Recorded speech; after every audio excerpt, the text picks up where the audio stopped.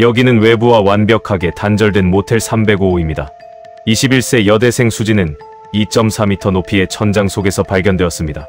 발판을 쓴 흔적도 몸에 난 상처도 전혀 없습니다. 다크헌터는 이 현장을 대한민국 최악의 물리적 역설이라 부릅니다. 과연 누가 그녀를 그곳에 올린 것일까요? 2001년 충청북도 청주 한 모텔 객실에서 벌어진 이 비극적인 사건에 대해 경찰은 자살이라는 결론을 내렸습니다. 그러나 현장의 물리적 증거는 그 결론을 조롱하듯 완벽한 모순을 제시하고 있었습니다. 우리를 사로잡는 미스터리는 단순한 실종이 아닙니다. 그녀가 발견된 장소는 인간의 힘으로 상처 없이 오를 수 없는 높이였으며 이 역설적인 진실이 이 사건을 미제 사건으로 기록하게 만들었습니다. 지금부터 우리는 수진이라는 한 여성의 마지막 여정을 따라가며 그녀가 왜 그곳에 있었는지 그 진실의 틈새를 추적해 보겠습니다. 구독과 좋아요는 저희 다크헌터가 사건을 기록할 수 있는 큰 힘이 됩니다. 2001년 겨울 서울 21세 대학생 수진은 평범한 일상 속에 있었습니다. 하지만 최근 몇 달간은 상황이 달랐습니다.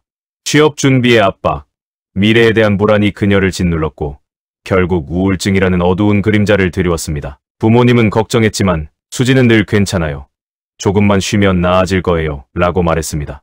그러던 어느 날 청주에 사는 친구 민지로부터 주말에 청주로 와서 쉬다 가라는 연락을 받았습니다.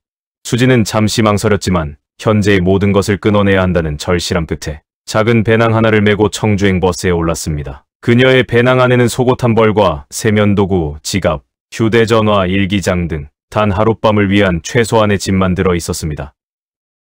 오후 4시 청주 시외버스 터미널에 도착한 수진. 그녀는 휴대전화를 꺼내 민지에게 도착 문자를 보냈지만 자신의 우울한 모습을 끝내 친구에게 보여주기 싫었기에 통화 버튼만은 누르지 못한 채 손을 멈추었습니다.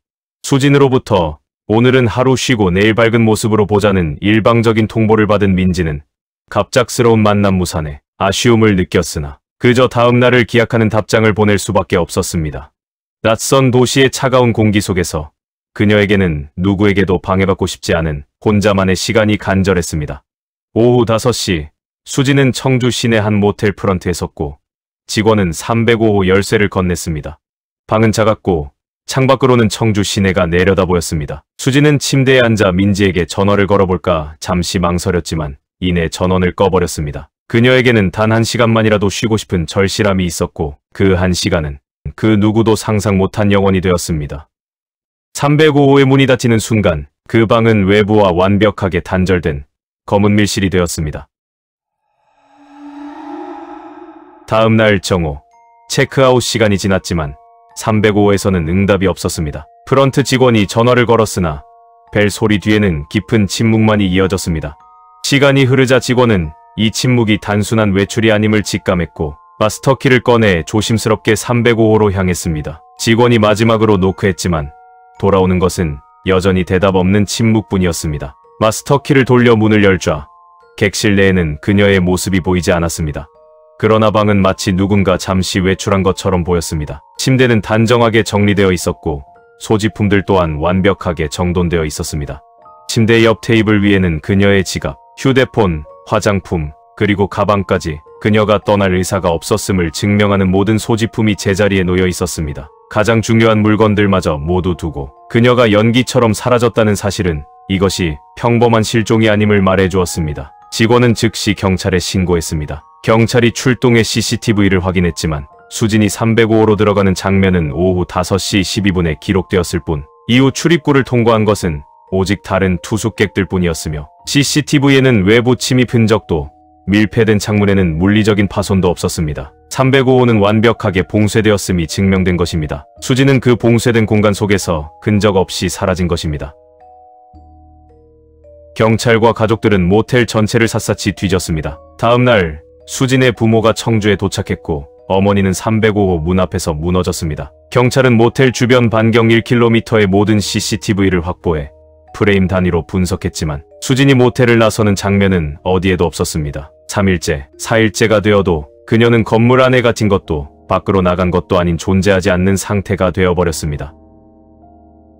그리고 실종 닷새째 되는 날 오후 한 직원이 305호 앞을 지나가다 역한 냄새를 감지합니다. 냄새는 아래가 아닌 수직의 천장 위쪽에서부터 강하게 전해지고 있었습니다. 직원은 본능적으로 섬뜩한 짐작을 했고 사다리를 가져와 2.4m 높이의 천장을 올려다보았습니다. 천장 한가운데 가로 세로 50cm 크기의 점검구. 직원이 점검구를 열었을 때 그곳에서 수진이 발견되었습니다. 천장 내부 배관에 끈이 묶인 채 목을 맨 상태였습니다. 이제부터 우리는 감정이 아닌 물리 법칙으로 이 사건을 분석해야 합니다. 경찰은 자살로 결론지었지만 현장은 그 결론을 조롱하고 있었습니다. 먼저 가장 큰 물리적 모순은 높이의 역설부터 시작됩니다. 천장까지의 높이는 바닥에서 2.4m입니다.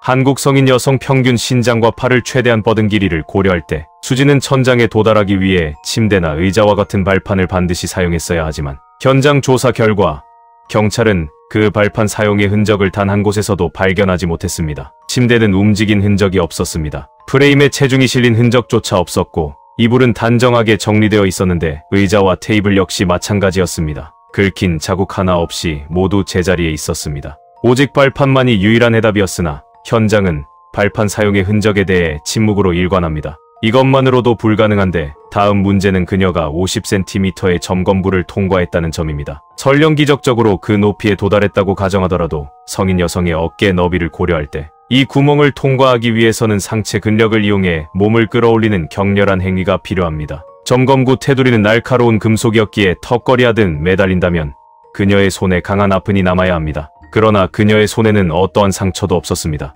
그리고 마지막으로 가장 섬뜩한 것은 그녀가 발견된 바로 그 공간입니다. 천장 내부의 상황은 더욱 가혹했습니다. 천장 속은 건물 슬라브와 객실 천장 사이에 20cm 높이의 좁은 틈으로 배관과 경량 철골이 복잡하게 얽혀 있습니다. 이 공간은 성인의 가슴 두께보다도 얇습니다. 다만 천장 속은 배관이 지나가기 위해 일부 공간이 높게 파여 있었는데 수지는 이 20cm 공간을 엎드려서 몸을 끌고 가야 했으며 이 모든 물리적 제약을 감수하며 어둠 속에서 배관 사이를 헤집고 들어가 2m나 떨어진 곳에서 발견되었다는 것입니다. 이 모든 물리적 난제에 직면한 경찰은 즉시 부검을 의뢰할 수밖에 없었고 그 결과 밝혀진 진실은 오히려 사건의 모순을 더욱 심연으로 몰아넣었습니다. 부검 결과 사인은 목매무로 인한 질식사였고 목에 남은 흔적은 자살의 전형적 양상과 일치했습니다. 하지만 결정적으로 시신에는 목 아픈 외에 긁힌 자국, 타박상 혹은 누군가의 접촉에 저항했던 방어 흔적조차 전혀 발견되지 않았습니다. 이것은 완벽한 역설입니다. 그 높이를 오르고 그 구멍을 통과하며 그 20cm 틈새를 기어가는 격렬한 신체 접촉 과정에서 단 하나의 긁힌 자국, 팔꿈치나 무릎의 멍, 손바닥의 아픈조차 남지 않았다는 것은 말도 안 되는 물리적 모순입니다. 마치 누군가 그녀를 조심스럽게 상처 하나 없이 천장까지 운반한 것처럼 보였습니다. 외상 없음은 곧 외부 접촉이나 저항이 없었다는 뜻입니다. 다크헌터는 냉철한 시선으로 현장의 모든 증거를 재분석하며 경찰의 결론에 심각한 의문을 제기합니다. 자살을 결심한 사람의 방이라고 하기에는 305는 지나칠 정도로 깨끗했습니다. 경찰이 공개한 사진 자료에 의하면 침대는 단정하게 정리되어 있었고 소지품들 또한 완벽하게 정돈되어 있었는데 이토록 완벽하게 정리된 방은 마치 누군가 의도적으로 현장을 조작한 것처럼 보입니다. 더욱 비논리적인 것은 그녀의 시신이 점검구에서 약 2m나 떨어진 천장 내부 깊숙한 곳에서 발견되었다는 사실입니다. 자살을 결심한 사람이 20cm 높이의 좁은 공간을 손전등도 없이 기어서 2m나 이동해야 했을까요? 이 비상식적인 진입 깊이는 그녀가 스스로 원해서 들어간 것인지에 대한 의문을 증폭시킵니다. 다크헌터는 이 사건의 모든 가능성을 검증하며 세 가지 시나리오 모두 물리적 모순에 봉착했음을 확인했습니다. 먼저 수진이 혼자 천장에 올랐을 경우는 발판 사용 흔적 없음과 신체 상처 없음이라는 물리적 불가능성에 막혔습니다. 다음으로 누군가 그녀를 천장에 올려주었다는 시나리오는 CCTV에 제3자 출입 기록이 없고 객실 문이 안에서 잠겨 있었다는 증거 부재로 인해 설명할 수 없었습니다. 마지막으로 수진이 다른 곳에서 사망 후 천장으로 운반되었을 가능성은 부검 결과 그녀가 천장에서 사망했으며 시신 이동 시 발생할 추가 외상 역시 없었다는 분석 결과와 정면으로 충돌합니다. 이처럼 모든 가능성은 물리적 증거와 모순을 일으키고 있으며 사건의 진실은 깊은 미궁에 빠져 있습니다. 2001년 6월 경찰은 피해자가 우울증을 앓고 있었으며 밀실이었고 외부 침입 흔적이 없다는 정황만을 들어 사건을 자살로 최종 종결했습니다. 경찰은 이 완벽한 물리적 모순을 우울증이라는 단 하나의 단어로 해결했습니다. 그 높이의 물리적 불가능성을 파헤치는 것보다 우울증이라는 정황으로 종결하는 것이 훨씬 수월했던 것입니다.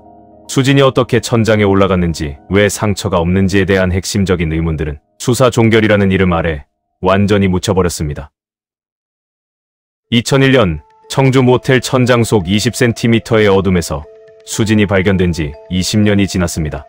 이 사건의 결론은 한 여성의 정신적 정황으로 물리적 모순을 덮어버린 20년 전 수사 시스템의 한계가 낳은 비극이었습니다. 누군가 그녀를 천장까지 올려주고 돕지 않았다면 그녀는 절대 혼자 그곳에 들어갈 수 없었습니다. 이 사실을 우리는 다시 한번 명확히 해야 합니다. 이것은 모순입니다. 그리고 모순은 곧 진실을 묻기 위한 거짓말을 의미합니다. 이 사건이 여전히 미제로 남아있는 이유는 경찰이 자살이라는 결론을 내린 순간 타살이라는 수사의 주어 자체가 사라졌기 때문입니다.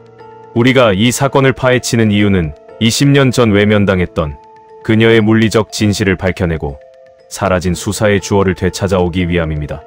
물리적 증거는 결코 거짓말을 하지 않습니다. 우리 다크헌터는 2.4m 높이가 침묵하는 그 진실을 끝까지 추적할 것입니다. 진실은 여전히 잠겨있고 모텔 천장 속 20cm의 어둠은 지금도 그 비밀을 품은 채 침묵하고 있습니다. 저는 사건 리서치 다크헌터였습니다. 시청해주셔서 감사합니다. 이 사건은 실화 기반 재구성입니다. 피해자의 일기 및 공개된 기록과 법의학 자료를 바탕으로 그날의 상황을 재구성했으며 모든 의혹은 기록과 추론에 한해 다뤘습니다. 피해자와 유가족을 존중합니다.